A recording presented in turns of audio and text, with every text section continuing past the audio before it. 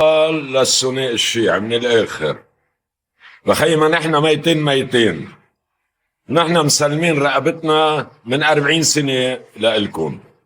انتو شو بكن من هنا؟ يعني نحن هيك بدنا نضل عايشين على اعصابنا؟ شقى عمرنا راح واموالنا راحت ما بدنا اياهم، بس هيك بدنا نضل عايشين على اعصابنا؟ بتقولوا استرجعتوا القوة، طب ما كل يوم عم ننخبط وكل يوم عم ننضرب، ولك يا اخي افتحوها.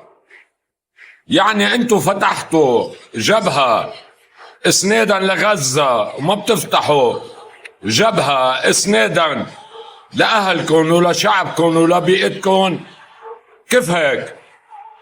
انت كيف اذا انا ما بدافع عن ابني كيف بدكم الي خير لغيري؟ انت بدك تفتح جبهة كرمال ايران، وانت بدك تفتح جبهة كرمال سوريا، وانت بدك تفتح جبهة كرمال كندهار ويوغوسلافيا وتشيكوسلوفاكيا. لك نحن بإيدكم كل يوم عم ننضرب، هلا انضربنا والعصر انضربنا والصبح انضربنا وكل يوم عم ننضرب وكل يوم عم ننضرب. يا خيي نحن ميتين. لك لا بعد معنا اموال، لا بعد ما عنا مصالح، لا بعد عنا شيء. دمرتونا يا الثنائي الشيعي.